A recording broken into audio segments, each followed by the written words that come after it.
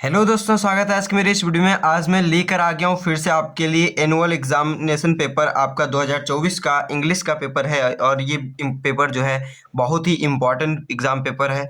और इसका मैं अधिक से अधिक क्वेश्चन जितने हो सकते थे उतने का मैं क्वेश्चन का आंसर भी साथ में लेकर आया हूँ। जैसा कि यहाँ पर आप देख सकते हैं, फुल आंसर पेपर में लेकर आया हूँ यहाँ पर। तो बहुत ही इंपॉर्टेंट आज का ये वीडियो आपके लिए होने वाला है, क्योंकि इसमें क्वेश्चन के साथ आंसर भी देखेंगे, किस तरीके से आपके क्वेश्चन पूछे गए हैं वो भी देखेंगे। तो पूरा पेपर हम अच्छे से डिस्कस करने वाले हैं इस वीडियो में। तो वीडियो को शुरू करने से पहले एक बात मैं बता देना चाहता हूँ, अगर आपको इस पेपर का पीडीएफ चाहिए तो उसके लिए आप प्रेपवेव ऐप, जो यहाँ पर नाम लिखा है, यही चैनल का नाम है, यूट्यूब चैनल का, और यही आपके प्रेपवेव ऐप का नाम है। ऐप डाउनलोड करके वहाँ से आप इसका पीडीएफ डाउनलोड कर सकते हैं और वहाँ पर अपने पेपर का आप पीडीएफ अपलोड भी कर सकते हैं। तो जैसा कि मैं बता दूं कि वहाँ पर मैं हर एक पेपर का, आपके जितने भी इंपॉर्टेंट पेपर होते हैं, जैसे कि ये PS2 कोड का है, तो इसका मैं अपना जो पेपर होता है उसको मैं प्रेपवेव ऐप पर अपलोड कर देता हूँ, जिससे कि आपको मिल जाता है, वहाँ से आप डाउनलोड कर लेते हैं। और ये पेपर कोड, इस कोड का पेपर आप यहाँ पर यूट्यूब पर भी देख लेते हैं। लेकिन आप हमसे रिक्वेस्ट करते हैं कि दूसरा कोई कोड, जैसे कि MJ code, P code, B code, इस तरीके से आप लोग मांगते हैं पेपर।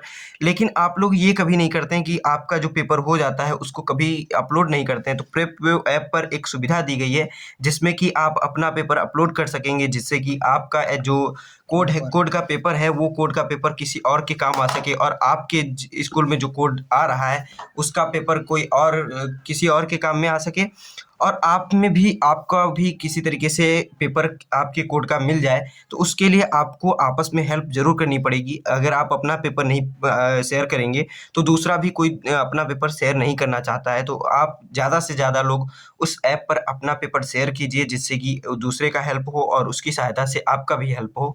तो यहाँ पर सबसे पहले आपको मैं दिखा दे रहा हूँ किस तरीके से आपको पेपर अपलोड करना है। तो यहाँ पर सबसे पहले आप देखिए, ये प्रेपवेव ऐप है, इसका मैं ब्राइटनेस पहले बढ़ा दे रहा हूँ मोबाइल का, जिससे कि आपको अच्छे से दिख जाए। यहाँ पर देखिए, ये प्रेपवेव ऐप है, इस पर सभी एग्जाम पेपर अपलोडेड हैं। देखिए, मैंने सुबह अपलोड किया था ये हिंदी का पेपर, जिसको 82 लोगों ने रीड किया है। और यहाँ पर आप नीचे देख सकते हैं, यहाँ पर कल एक स्टूडेंट ने इसको एक आपका जो पेपर है अपलोड किया था। तो यहाँ पर आप दिखा दे रहे हैं नाम उसका। यहाँ पर आप देखेंगे, अभय चौरसिया नाम से एक लड़के ने यहाँ पर 11 का हिंदी का एनुअल एग्जाम पेपर अपलोड किया है, जिस पर 109 रीड्स आ गए हैं। यहाँ पर इस तरीके से आपका जो पेपर है बहुत ही इंपॉर्टेंट हो जाता है, और हर एक पेपर इस तरीके से 11th 12th और यहाँ पर सभी अपलोडेड हैं। और आपको अपलोड करने के लिए इस वाले आइकन पे टैप करना पड़ेगा। इस पर टैप करके मैं दिखा दे रहा हूँ किस तरीके से पेज खुलता है। तो ये आपका इस तरीके से पेज खुल जाता है। यहाँ पर आपको सिलेक्ट फाइल, आपके स्टोरेज से ही फाइल सिलेक्ट हो जाएगी। तो इस तरीके से सिलेक्ट करने के बाद आपका स्टोरेज खुल जाएगा। यहाँ पर कोई भी आप पीडीएफ सिलेक्ट कर लीजिए जो आपको अपलोड करना है। जैसे कि आपका जो भी पेपर हुआ है उसको सिलेक्ट करने के बाद यहाँ पर अपलोड का आपको यहाँ पर मिल जाता है ऑप्शन। इसको अपलोड करके, आप अपलोड करके मैं दिखा दे रहा हूँ, यहाँ पर इस तरीके से आपको मिल जाता है ऑप्शन। यहाँ पर अपना आप इसका नाम भर देंगे किस पेपर का है। बाकी मैं सब सही कर दूंगा, बस यहाँ पर आपको क्लास सेलेक्ट कर लेना है। क्लास सेलेक्ट करने के बाद यहाँ पर ये ये पीडीएफ का टाइटल जो भी आप डाल दीजिए, जिस सब्जेक्ट का पेपर है वो डाल दीजिए, और क्लास अपना डाल दीजिए। बाकी मैं मैनेज कर दूंगा और आपके नाम से ये पीडीएफ अपलोड हो जाएगी प्रेपवेव ऐप पर। तो उससे आपके साथ दूसरे लोगों का भी हेल्प हो सकेगा। तो ये आप जरूर करिए कि अपना पेपर प्रेपवेव ऐप के साथ साझा जरूर करिए, जिससे कि अन्य लोगों का और आपका भी हेल्प हो सके। तो ये आज अपना जो भी आपका एग्जाम हो चुका है उसका अपलोड जरूर करिए, क्योंकि ये इंग्लिश का पेपर मैं दिखा रहा हूँ। अगर आप इंग्लिश का पेपर देखने आए हैं, यानी कि आपका हिंदी का पेपर और या फिर अन्य सब्जेक्ट का पेपर हो चुका है, तो वो पेपर सबसे पहले आप अभी ऐप खोलिए, वहां से अपलोड करिए, फिर इस वीडियो को देखिए। तो यहाँ पर मैं अब पेपर डिस्कस करना शुरू करता हूँ। तो चाहे आपका आगे बढ़ने से पहले वीडियो को लाइक कर दीजिए और चैनल को सब्सक्राइब कर लीजिए। इसी तरीके से आपको इस पर वीडियो मिलते रहते हैं। तो यहाँ पर सबसे पहला क्वेश्चन इसी तरीके से दिया गया है। इसका 4 सेक्शन में डिवाइडेड है, ABCD, और यहाँ पर सेक्शन ए रीडिंग होता है। तो रीडिंग से यहाँ पर इस तरीके से आपका क्वेश्चन पूछा गया है। मैं पूरा पढ़ के अच्छे से एक्सप्लेन कर दे रहा हूँ किस तरीके से आपका क्वेश्चन पूछा गया है। तो यहाँ पर सबसे पहले ये पैसेज दिया रहता है और इस पर आधारित फिर क्वेश्चन पूछे गए होते हैं। देखिए 4-4 नंबर के क्वेश्चन, फिर 3 नंबर के, इसी तरीके से आपके क्वेश्चन पूछे गए होते हैं। तो ये पैसेज सबसे पहला आपका रीडिंग सेक्शन होता है, और ये सेक्शन आपके लिए बहुत इंपॉर्टेंट हो जाता है क्योंकि इसमें सबसे अधिक मार्क्स होते हैं। तो यहाँ पर सबसे पहले आप देखेंगे, ये जो क्वेश्चन कह रहा है, ये जो पैसेज है, इसमें क्या कहा जा रहा है। Some people thinks that the aim of education is merely to give knowledge.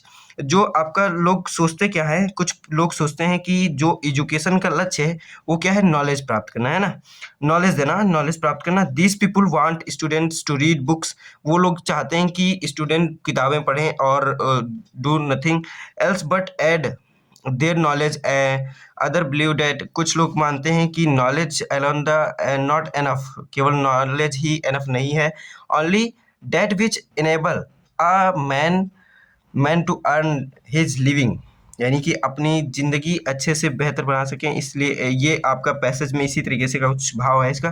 Can be called education, ये क्या कहलाता है, एजुकेशन कहलाता है। Such people thinks that the breed is more important than anything else. Still, other believe that education should aim solely at making good citizen and good patriots. फिर आपका यहाँ पर कह रहा है all these people see only one of the several purpose of education. As a matter of fact, education should aim at all these three things together. क्या three things बता रहा है कि जो एजुकेशन चाहिए किस लिए, किस लक्ष्य के लिए चाहिए, क्यों यहाँ पर तीन चीज़ें बताया गया है। It should give the man knowledge, ये क्या देता है, नॉलेज देता है, और क्या देता है, मेक देम सेल्फ रिलेंट, यानी कि आत्मनिर्भर बनाता है। Able to serve others, education should not produce citizen who while they love their own freedom take away the freedom of others. फिर यहाँ पर आगे कह रहा है it should produce men who love their own country but who do not want to harm other countries। तो इस तरीके से ये आपका पैसेज है, फिर इसमें आधारित ये आपके क्वेश्चन पूछे गए हैं। तो पहला क्वेश्चन यहाँ पर पूछा जाता है, क्या पूछा जाता है, what is the aim of education. यहाँ पर एम के बारे में बताया गया है इस पूरे पैसेज में। तो एजुकेशन के एम के बारे में बताया गया, तो एजुकेशन का एम क्या है यहाँ पर पूछ लिया गया सबसे पहला क्वेश्चन। तो यहाँ पर आपको इस तरीके से मिल जाता है कि यहाँ पर लिखा था education aim at all these three things together. It should give men knowledge, क्या देता है, नॉलेज देता है, और क्या देता है, मेक देम सेल्फ रिलेंट, यानी कि आत्मनिर्भर बनाता है, और एबल टू सर्व अदर्स। ये आपके तीन थिंग्स हैं जो आपका ये एजुकेशन का मुख्य लक्ष्य हो जाता है। तो यही आपका यहाँ पर देखिए, सबसे पहले मैंने आंसर लिख दिया है, the aim of education according to the passage. जो आपका एम ऑफ एजुकेशन है पैसेज के अनुसार क्या है, to encompass three main purpose। क्या थ्री मेन पर्पस क्या है, गिविंग नॉलेज, नॉलेज देना, ज्ञान देना, फिर मेकिंग इंडिविजुअल सेल्फ रिलेंट, यानी कि उनको क्या आत्मनिर्भर बनाना, and enabling them to serve other, और दूसरों को इनेबल करना कि सर्व कर सकें। फिर यहाँ पर इस तरीके से आगे आपका अगला क्वेश्चन इसी में पूछा गया है, क्या पूछा गया है, what do some people think, कुछ लोग क्या सोचते हैं। तो यहाँ पर इसका भी आंसर इसी तरीके से इस पैसेज में ढूंढेंगे तो आपको आसानी से मिल जाएगा। तो यहाँ पर यह लिखा गया है, आंसर मैंने लिख दिया अच्छे से पेपर में, इसी तरीके से यहाँ पर मिल जाएगा। Some people thinks that the aim of education is mainly, तो यहाँ पर इसी तरीके से इसका आंसर जो है यहाँ पर आप पढ़ लीजिए, अच्छे से मैंने लिख दिया है। Some people believe that the sole aim of education is the impact knowledge emphasizing reading books and acquiring information। Others believe, कुछ लोग विश्वास करते हैं क्या, that education should focus on providing skills. कुछ लोग क्या सोचते हैं कि एजुकेशन किस चीज़ पे फोकस करता है, प्रोवाइडिंग स्किल्स, यानी स्किल्स देने for earning a living with an emphasis. Other believe, यहाँ पर एम्फेसिस के बाद practical and another groups believes that the primary goal of education should be the development of good citizen and patriot. तो यहाँ पर आपका education क्या करता है, आपका प्राइमरी जो बेसिक से गोल होते हैं उनको एजुकेशन पूरा करता है, और यहाँ पर डेवलपमेंट ऑफ गुड सिटीजन, यानी एजुकेशन क्या करता है, आपको बनाता है अच्छे नागरिक, अच्छा नागरिक बनाता है। फिर यहाँ पर इसी तरीके से नागरिक और देशभक्त, यहाँ पर पेट्रियट मतलब देशभक्त हो जाता है। तो इस तरीके से इसका आंसर हो जाता है। अब हम देखते हैं अपना अगला क्वेश्चन।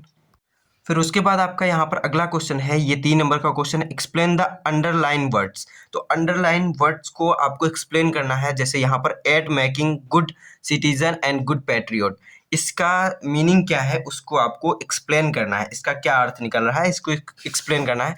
तो यहाँ पर मैंने लिखा है, ये आप देख लीजिए, Making good citizen and good patriot refer to the idea that education should not only instill knowledge and skill but also cultivate qualities and values that contribute to the well-being and loyalty of individuals towards their country. Good citizens are those who contribute positively to their society.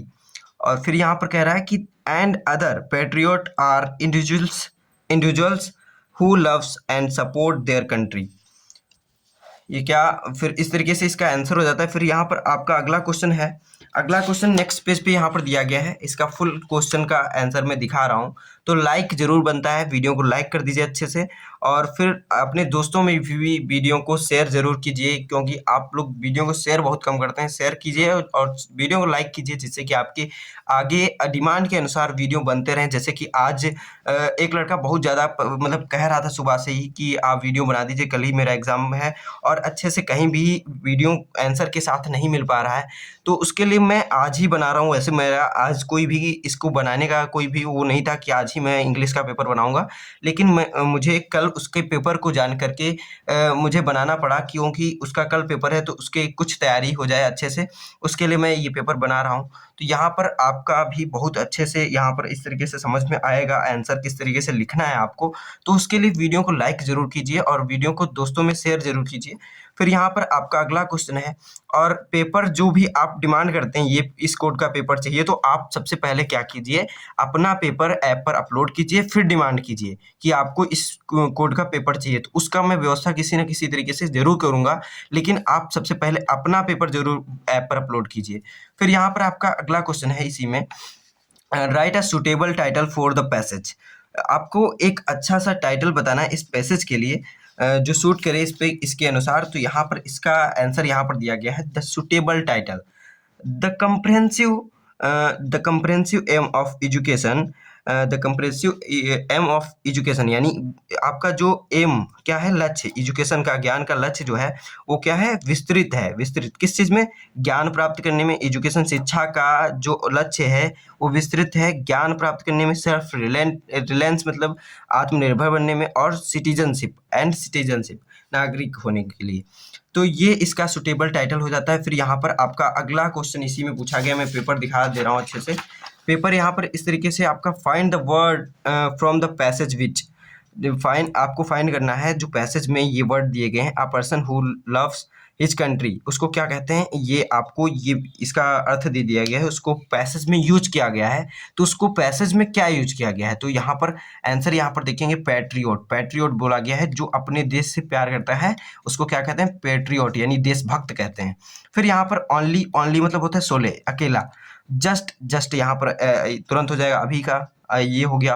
फिर यहाँ पर self reliant, इसका ये आपका question है, my self sustaining, तो my self sustaining का क्या हो जाएगा, सेल्फ रिलेंट। फिर उसके बाद आपका यहाँ पर अगला सेक्शन स्टार्ट हो जाता है, सेक्शन ए राइटिंग, जिसमें आपको सबसे पहला क्वेश्चन पूछा गया है 10 नंबर का। दूसरा क्वेश्चन इसमें है, पहला क्वेश्चन वो था रीडिंग सेक्शन से और ये है राइटिंग सेक्शन से। तो यहाँ पर पहला क्वेश्चन है, write a report on cultural programme organised for raising funds for the handicapped. यहाँ पर आपको एक रिपोर्ट लिखनी है जो आपका कल्चरल प्रोग्राम हुआ है, आयोजित हुआ है, उस पर आपको फॉर किसके लिए आयोजित हुआ है, ये rising funds for the handicapped, विकलांग लोगों के लिए जो फंड इकट्ठा किए जाते हैं उनको बढ़ाने के लिए आपका जो कल्चरल प्रोग्राम हुआ है उस पर आपको रिपोर्ट लिखना है। तो यहाँ पर इसका रिपोर्ट मैंने इस तरीके से लिखा है, ये आप देख लीजिए। इसमें सबसे पहले आप हेडिंग डाल देंगे रिपोर्ट, और किस चीज़ पे है, कल्चरल प्रोग्राम किस चीज़ के लिए, फॉर राइजिंग फंड्स, किसके लिए, हैंडीकैप्ड के लिए। ये आप सबसे पहले हेडिंग डाल देंगे। उसके बाद यहाँ पर ये लिखेंगे इसके अंदर matter, A cultural program was recently organized with the noble objective for raising funds for the handicapped community। क्या है, A cultural program was recently, जो अभी हाल ही में हुआ है, organise noble objective for raising funds बढ़ाने के लिए, किसके, हैंडीकैप्ड कम्युनिटी के लिए। तो यहाँ पर आपका फिर the event showcased a rich tapestry of performance including music, dance and theatrical acts presented by local talents. The audience was treated to an event of vibrant cultural expressions, fostering a sense of community and empathy. तो इस तरीके से आपको इसका लिखना है। फिर यहाँ पर आप ये नेक्स्ट पैराग्राफ में इसी में लिखेंगे, the funds generated from the ticket sales. Fund जो आपके जनरेट हो रहे हैं वो किससे? फ्रॉम द टिकट सेल्स, यानी जो टिकट बेचे गए हैं उनसे, और डोनेशन से and sponsorship were dedicated to supporting various initiative aimed at improving the lives of the handicapped. The event not only served as a platform for cultural आपका enrichment but also as a means to create awareness about the challenges faced by यहाँ पर the handicap through the synergy of art and comprehension. The cultural program successfully contributed to making a positive impact on the lives of the handicapped individuals in our community. इस तरीके से ये आपका हो जाता है रिपोर्ट। तो यहाँ पर आपका फिर आपका अगला क्वेश्चन इसी में पूछा गया है, वो मैं दिखा दे रहा हूँ। तो इसको आप अच्छे से समझ लीजिएगा, नहीं तो आप इसके अलावा दूसरा भी इसमें लिख सकते हैं। कोई भी आप अच्छे से, जो आपको कहीं भी अच्छा से लिखा हुआ मिल जाए उसको भी लिख सकते हैं, नहीं तो आपके लिए ये भी बहुत अच्छा ही है जिसको आप लिख सकते हैं रिपोर्ट में। फिर यहाँ पर आपका अगला क्वेश्चन है, वो मैं दिखा दे रहा हूँ क्या क्वेश्चन है आपका अगला। आपका अगला क्वेश्चन यहाँ पर है, write a letter to the editor of a newspaper to draw the attention of the Nagar Nigam to the insanitary condition prevailing in your locality। तो ये आपका है। फिर यहाँ पर आपका अथवा में इसके अलावा भी एक है, जैसे कि उस पर ऊपर वाले में भी एक उसके अलावा था, दूसरा कर सकते थे। यहाँ है, write a letter to senior superintendent of police of your district complaining about the assembling of unsocial elements near the battle shop. इस पर आपको एक ये पत्र लिखना है, किसको? The senior superintendent of police, यानी कि एसएसपी को आपको एक पत्र लिखना है। योर डिस्ट्रिक्ट, जो आपके डिस्ट्रिक्ट के एसएसपी हैं उनको एक पत्र लिखना है। किस चीज़ के बारे में कंप्लेन, किस चीज़ के बारे में है? आपका assembling of unsocial elements near a battle shop. Battle shop के किनारे जो आपके यहाँ पर हैं, क्या अनसोशल एलिमेंट्स जो असेंबल हो रहे हैं उसके बारे में आपको कंप्लेन लिखना है एसएसपी को। तो यहाँ पर आपका ये कंप्लेन लेटर इस तरीके से आपको लिखना होगा। तो इस तरीके से मैं दिखा दे रहा हूँ यहाँ पर। ये आपका तीसरा नंबर का क्वेश्चन का आंसर यहाँ पर है। Answer, to the superintendent of police Bareilly. आपका जो भी एड्रेस, यानी कि जो भी आपका डिस्ट्रिक्ट है वो यहाँ पर आप लिख सकते हैं। फिर यहाँ पर आपको डेट लिखना होता है, डेट लिख देंगे, इस तरीके से आपको लिख देना है। फिर डेट लिखने के बाद सब्जेक्ट लिखिए। सब्जेक्ट क्या रहेगा? Complaint regarding unsocial element of at battle shop. तो यहाँ पर जो आपको सब्जेक्ट मिला है वही आप यहाँ पर लिख देंगे। फिर यहाँ पर लिखना स्टार्ट करेंगे सर लिखने के बाद, यहाँ पर सर लिख देंगे। सर यहाँ पर मिसिंग है, सर आप लिखने के बाद I am writing to report the frequent gathering of unsocial elements near the battle shop at a Kashinagar Varanasi. कहाँ पर? आपका काशीनगर वाराणसी में। फिर यहाँ पर ये देखिए बरेली था तो डिस्ट्रिक्ट बरेली है, और यहाँ पर ये देखिए वाराणसी है। तो ये याद रटा हुआ नहीं लगना चाहिए, ये देखिए गलत हो गया। एक ही यहाँ पर जो डिस्ट्रिक्ट रहेगा वही यहाँ पर डिस्ट्रिक्ट रहेगा, डिस्ट्रिक्ट चेंज नहीं होगा, एक ही डिस्ट्रिक्ट में रहेगा, ठीक है। तो ये डिस्ट्रिक्ट नहीं चेंज होना चाहिए, मिस्टेक है यहाँ पर, सही कर लीजिएगा आप इसको। This has lead to increased concern about public safety and potential criminal activities. आई यहाँ पर फिर आगे नेक्स्ट पेज पे लिखा हुआ है, ये देखिए आप, urge you to take immediate action to address this matter and ensure the security of the residents in our area. ये आपका फिर ये हो गया। फिर यहाँ पर लास्ट में लिख देंगे, ये आपका पूरा जितना अंदर मैटर लिखना था, जो जिस बारे में था वो आप बता दिए क्या है। फिर उसके बाद यहाँ पर लास्ट में लिख देंगे आई शैल बी हाईली ऑब्लाइग्ड।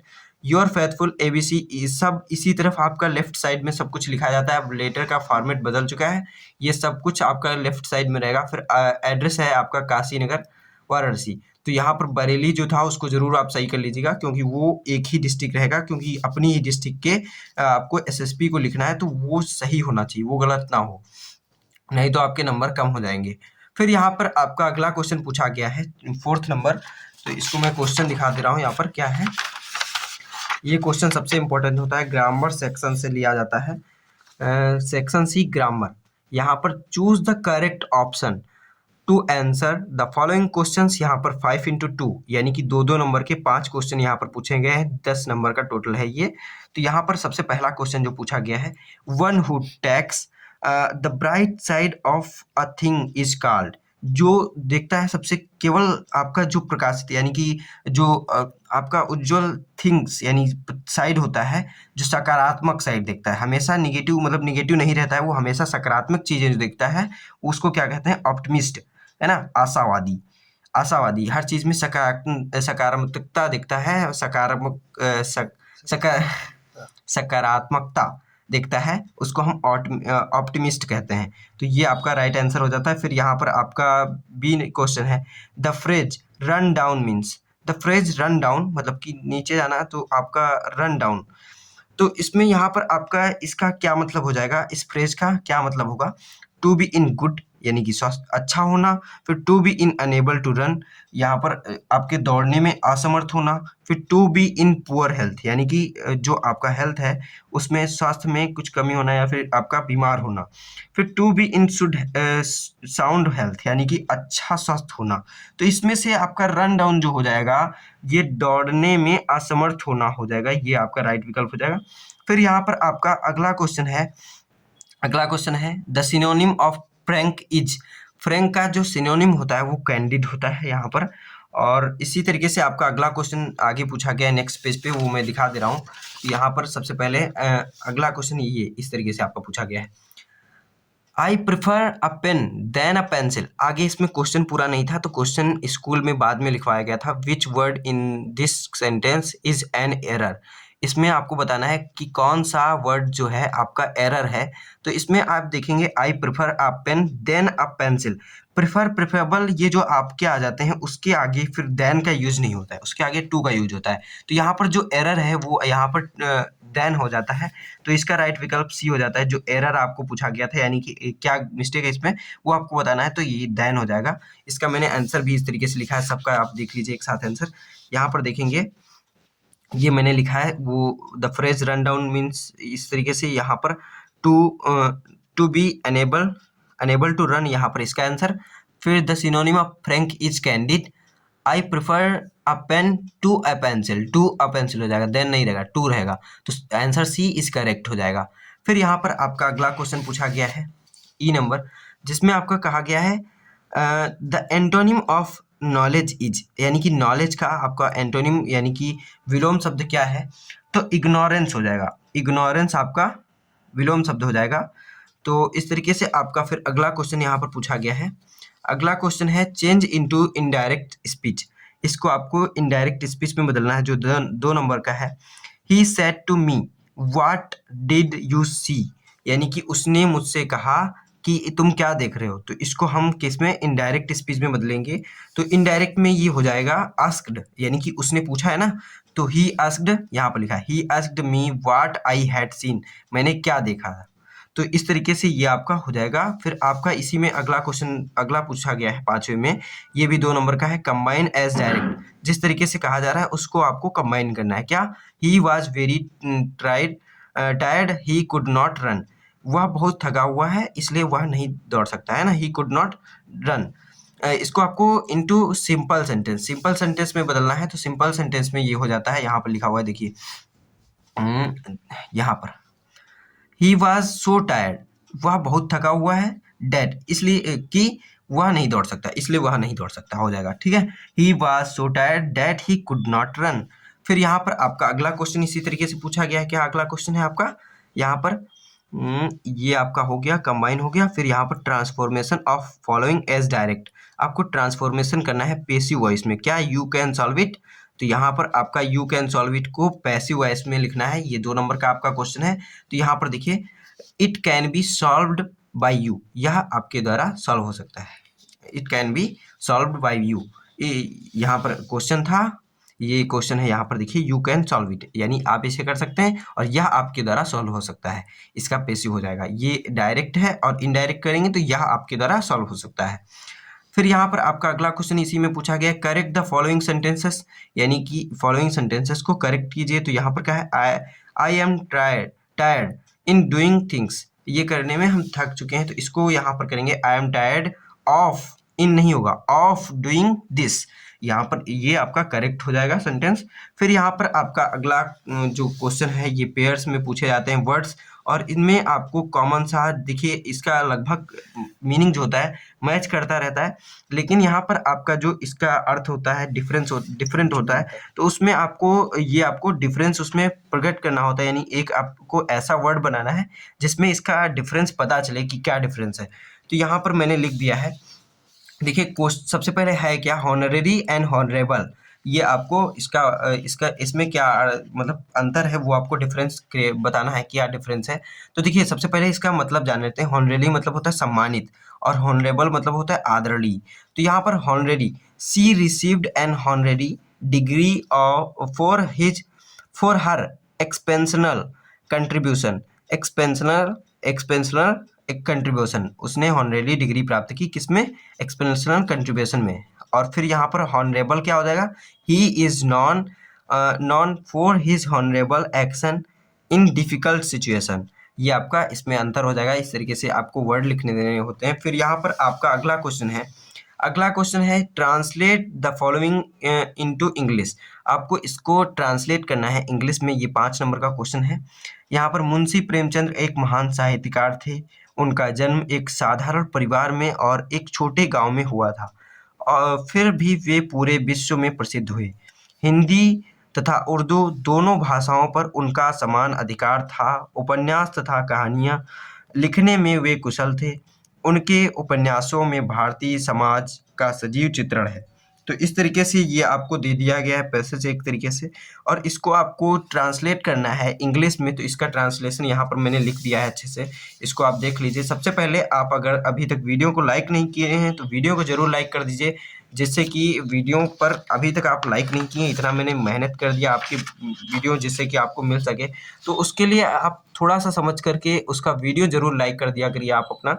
तो यहाँ पर वीडियो को शेयर भी कर दीजिए, और ऐप से इसका PDF पूरा सॉल्यूशन के साथ ये दोनों पेपर आपको मिल जाएंगे, वहाँ पर डाउनलोड हो जाएंगे।